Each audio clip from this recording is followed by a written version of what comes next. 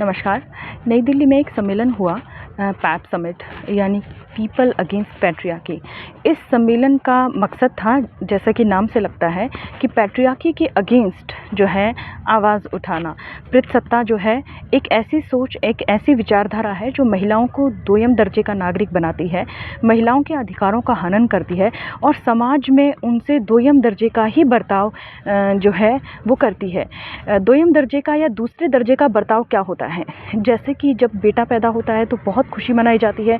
कई किस्म के त्यौहार भी आपने देखा होगा, जैसे कुआं पूजन है, वो होते हैं उत्तर भारत में और बहुत ही खुशी मनाई जाती है, बहुत ही प्रोत्साहित किया जाता है बेटा पैदा करने को। इसे वंश परंपरा को आगे बढ़ाना भी माना जाता है और बहुत ही ज़्यादा जो है गीत संगीत का कार्यक्रम भी घरों में होता है। लेकिन जब बेटी पैदा होती है तो मातम छा जाता है और जो है बेटियों को बोझ समझा जाता है। इसकी वजह से दुनिया के जो पश्चिमी देश हैं, वेस्टर्न कंट्रीज़ हैं, वहाँ पर तो ऐसा पार्टी ऑर्गेनाइज होती है जिसे जेंडर रिवील पार्टी कहते हैं। यानी कि उसमें ये रिवील किया जाता है माँ बाप के द्वारा लोगों को कि हमारी बेटी आने वाली है या बेटा आने वाली है, और कोई भी बेटा हो या बेटी वो उसकी खुशी मनाते हैं। जेंडर रिवील पार्टी कहते हैं इसे। लेकिन भारत में तो फीमेल पॉलिटिसाइड इतना ज़्यादा हुआ कि इसकी वजह से जो है जेंडर रिवील करना एक कानूनन अपराध बन गया। और दुनिया की ऐसी इकलौती कंट्री जैसे होगी भारत कि जिसमें इस तरह के जो कानून बनाने पड़े सेक्स सिलेक्टेड अबॉर्शंस को रोकने के लिए। तो बेटियों का इतना दोयम दर्जे का बेटों के मुकाबले नागरिक होना कि उनका पैदा होना ही अच्छा ना माना जाए और पैदा होने पे भी उनका बस ना चले। तो फीमेल फर्टिसाइड का बहुत भारी नुकसान भारत को हुआ और कई शहरों का, कई गाँवों का या कई राज्यों का जो है जेंडर रेशियो ही बिगड़ गया था।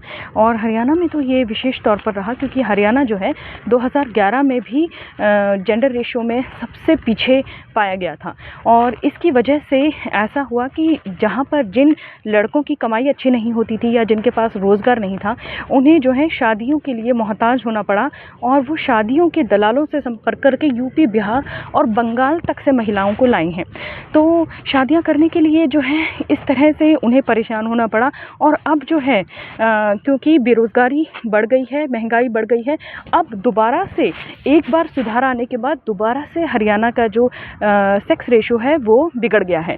तो सबसे पहला हक जो हरिशंकर परसाई जी कहते हैं कि सबसे पहला हक जो हम लड़कियों का छीन लेते हैं वो है उनके पैदा होने की खुशी। तो बेटियों का पैदा होना ही एक खुशी की बात नहीं मानी जाती, गम की बात मानी जाती है। दूसरा हक जो जिसमें हम कोताही बरतते हैं वो है कि एजुकेशन उनको लड़कों के बराबर ना देना या उनकी एजुकेशन को इम्पॉर्टेंट, महत्वपूर्ण ना मानना। तो अभी एक वीडियो भी वायरल हुआ था जिसमें एक छोटी बच्ची जो है रो रही थी कि मुझे एजुकेशन से वंचित ना कर दिए सरकार, वो किताबें लेकर भाग रही थी। उसका वीडियो भी मैंने शेयर किया है। तो ऐसा प्रेरणादायक होना कि बेटियों की एजुकेशन को बहुत ज़्यादा महत्व दिया जाए। तो सरकार ने इसके लिए बेटी बचाओ बेटी पढ़ाओ जो है कैंपेन भी लॉन्च किया था कि बेटियों को बचाना भी ज़रूरी है, फीमेल फर्टिसाइड ना हो, उनकी हत्या ना कर दी जाए, और जो है उनको पढ़ाना भी ज़रूरी है ताकि वो एक संबल नागरिक बन सकें, एक ऐसा व्यक्ति बन सकें जो अपना खर्च खुद उठा सके, अपना पालन पोषण खुद कर सके। तो इसलिए बेटियों को बचाना और पढ़ाना दोनों बहुत ज़रूरी हैं। समाज के लिए बेटा और बेटी दोनों बहुत ज़रूरी हैं। तो पितृसत्ता क्या सोचती है कि सिर्फ बेटे ही महत्वपूर्ण हैं, सिर्फ बेटों को ही शिक्षा चाहिए, सिर्फ बेटों को ही के ही जन्म की खुशी मनानी चाहिए। यही सोच जो है पितृसत्ता है। और तीसरा जो बात आती है इसमें बेटा बेटी में फ़र्क करने की, कि एक वीडियो और वायरल हुआ है, आपने देखा ही होगा, जिसमें एक लड़की रोकर कह रही है कि मेरी मम्मी ने मुझे साइंस नहीं लेने दी और कहा कि साइंस सिर्फ घर का लड़का लेगा क्योंकि मेरा 1 नंबर कम आया था। और वो रोने लग जाती है क्योंकि वो साइंस पढ़ना चाहती थी।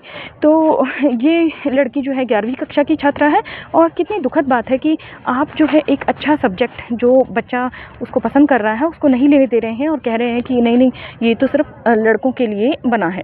तो शिक्षा में बराबरी ना देना। तीसरा सबसे महत्वपूर्ण महत्वपूर्ण है कि चुनाव का अवसर ना देना। आप अपना जीवन कैसे जीना चाहते हैं, जीवन साथी किसको चुनना चाहते हैं या नहीं चुनना चाहते। ऐसा भी तो संभव है कि प्रत्येक व्यक्ति जो है समाज में ऐसा ना हो जो शादी के बंधन में बनना चाहता हो। अब इस प्रत्येक व्यक्ति में महिला भी हो सकती है और पुरुष भी हो सकते हैं, लेकिन महिलाओं से कहा जाता है, ये उम्मीद रखी जाती है कि वो ऐसा सोचना भी पाप है कि आप किसी पुरुष से और उसके परिवार से जीवन भर अपने आप को जोड़ने की बजाय स्वतंत्र रहना पसंद करेंगे, अकेले रहना पसंद करेंगे। तो शादी को ऑप्शनल ना छोड़ना, मैरिज को ऑप्शनल ना छोड़ना, ये भी पितृसत्ता का ही रूप है। और ऑप्शन शादी कई बार पुरुषों के लिए भी नहीं होती, क्योंकि पितृसत्ता को आगे बढ़ाने के लिए जो है वंश चाहिए, और वंश के लिए शादी की आवश्यकता है। क्योंकि बिना शादी के जो औलाद अगर पैदा हो गई तो उसको किसी परिवार का सदस्य माना ही नहीं जाएगा। तो कौन सा वंश है, क्योंकि भारत बहुत तरह की धर्म जातियों में बटा हुआ है, इसलिए जो है अभी तक शादी को अनिवार्य माना जाता है संतान को जन्म देने के लिए। तो संतान चाहिए, और वो भी पुरुष संतान, लड़का संतान चाहिए। इसके लिए पुरुषों पर, बेटों पर भी दबाव डाला जाता है कि शादी तुम्हारे लिए ऑप्शन नहीं है, तुमको शादी करनी ही करनी है। तो लड़कियों पर, लड़कों पर, दोनों पर ज़बरदस्त दबाव रहता है कि वो शादी करें ही करें, वो स्वतंत्र जीवन चुनने की सोचें ही ना। तो ये बहुत ही गलत बात है। ये भी पितृसत्ता की वजह से ही होता है।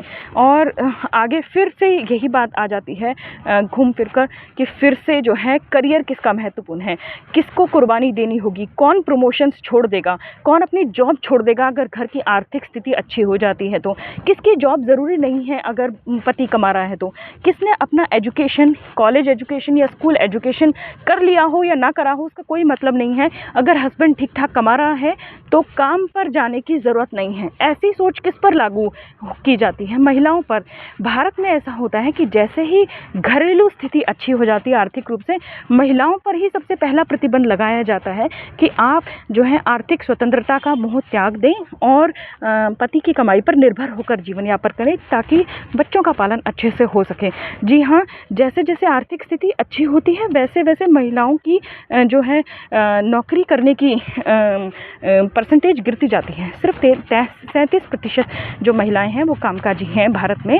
और ये बहुत दुखद बात है, क्योंकि महिलाएं जो हैं, बेटियां जो हैं एजुकेशन में, स्कूल एजुकेशन में और कॉलेज एजुकेशन में तो टॉप कर रही हैं, लेकिन शादी होते ही, बच्चे होते ही, या जिस परिवार में शादी हुई है वहाँ पर आर्थिक स्थिति अगर पहले से ही बेहतर है या बाद में अच्छी हो गई, हर हाल में जो है उनको उनका जो एजुकेशन है, जो उन्होंने शिक्षा प्राप्त की है, उसका इस्तेमाल करने से ही वंचित कर दिया जाता है। ज़्यादातर महिलाएं जिनके परिवारों की आर्थिक स्थिति अच्छी है, वो माँ बनने के बाद वापस काम पर जाती ही नहीं हैं, उन्हें घरों में सपोर्ट नहीं दिया जाता। तो ये जो है, ये जो भेदभाव है, प्रत्येक व्यक्ति को ये अधिकार होना चाहिए कि वो अपनी शिक्षा का भरपूर इस्तेमाल करते हुए जो है अपने ऊपर खुद मुख्तार हो सके, खुद पर डिपेंड हो सके, अपनी कोई पहचान बना सके, अपना कोई काम कर सके। ये ज़रूरी नहीं होता कि सिर्फ पैसे के लिए ही काम किया जाए, कि सिर्फ परिवार के पास अगर पैसा है तो मुझे ज़रूरत नहीं है, ऐसा नहीं। हम समाज में अपना योगदान दें, देश में अपना योगदान दें, आर्थिक योगदान दें, इकोनॉमिक हमारा बेनिफिट होना चाहिए। जो इस सोसाइटी पर इतना खर्च हुआ है किसी को पढ़ाने लिखाने का, और उसके बाद उसको घर बिठा दिया जाता है। बल्कि यहाँ मैंने तो यहाँ तक सुना है कि फार्मेसी या फार्मासिस्ट या बहुत बड़ी बड़ी पढ़ाई करने के बाद भी जो है महिलाओं को धकेल दिया जाता है घर की चार दीवारी के अंदर। तो ये जो भेदभाव है, इसे ख़त्म करने की बात जो होनी चाहिए थी। लेकिन दुख की बात है कि पैप समिट में हिस्सा दिया गया SIFF जैसे एक फ्रॉडिया ऑर्गेनाइजेशन को, जो ऑर्गेनाइजेशन ना केवल पितृसत्ता का सपोर्ट करती है बल्कि महिला घृणा का सपोर्ट करती है। जी हाँ, महिलाओं के प्रति एक घृणा का माहौल जो वैसे ही समाज में ऑलरेडी है, ऐसा नहीं है कि है नहीं, ऑलरेडी है। पितृसत्ता और मिसोजिनी, पैट्रियार्की और मिसोजिनी हैंड इन ग्लव है, साथ साथ चलते हैं। लेकिन महिलाओं के विरुद्ध जो हिंसा की वकालत ये प्लेटफॉर्म करता हुआ पाया गया, सेव इंडियन फैमिली फोरम, वो बहुत ही ज़्यादा चौंकाने वाला था। हिंसा की वकालत करते हुए इन्होंने बोला कि महिलाएं जो है सेक्सुअल एग्रेशन पसंद करती हैं, तो रेप को इतना बड़ा इशू नहीं मनाना चाहिए। और ये भी कहा गया कि जो माँ है उसके भी सम्मान की कोई ज़रूरत नहीं है, चाहे माँ आपकी हो चाहे किसी और की हो, क्योंकि महिलाएं स्वभाव से ही बुरी होती हैं। ये बिल्कुल ऐसी वो मनुवादी सोच, जो मनुस्मृति की सोच है, या जो चाणक्य नीति में ऐसे ऐसे श्लोक लिखे आते हैं जो पूरी तरह से महिला घृणा से ओतप्रोत होते हैं, ऐसी बातें लिखने वाला ये SIFF प्लेटफॉर्म है। और इनको प्लेटफॉर्म दिया गया इस उम्मीद में कि इनकी सोच बदलने से पृथसत्ता खत्म हो जाएगी। सबसे पहले पृथसत्ता एक सोच है जो आपको महिलाओं से सबसे पहले खत्म करनी है। दादियाँ पोतियाँ पैदा होने पर खुश हों, ये कोशिश करनी है। लड़कियां अपना अंगद की तरह पैर जमा कर कहें कि इस घर पर मेरा भी हक है और मेरा भी इस परिवार की प्रॉपर्टी में हिस्सा है, मुझे इसे बेदखल नहीं कर सकते आप। और अगर लड़कियां ऐसा नहीं कर रही तो सबसे पहला हक वो अपने जीवन पर मांगे। प्रॉपर्टी पे हक पाने से पहले वो अपने जीवन पर हक मांगे कि हम अपने जीवन साथी को चुनना है या नहीं चुनना, किसको चुनना है या किसको नहीं चुनना, उसका हक हम अपने पास रखेंगे, हम किसी और को नहीं दे रहे हैं। अगर हमें स्वतंत्र जीवन जीना है या हमें जो है वैवाहिक बंधन में बनना है, इसका निर्णय हम खुद लेंगी। हम क्या काम करेंगी, कौन सी नौकरी हमें पसंद है, इसका निर्णय हम खुद लेंगी।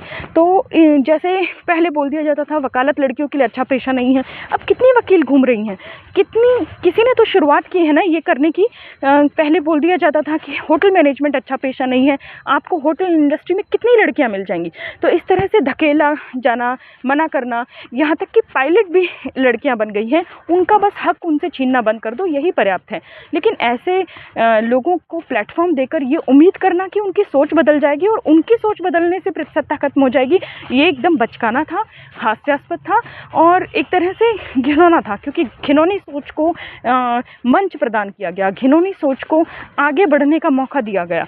ये सेव इंडियन फैमिली फोरम, मैंने पहले भी आपको बताया है, एक व्यक्ति ऐसा है एक्स पर जिसने अपनी पहचान गुप्त रखते हुए ऐसा काम किया है जो मशहूर यूट्यूबर ध्रुव राठी भी नहीं कर सके और मोहक मंगल भी नहीं कर सके।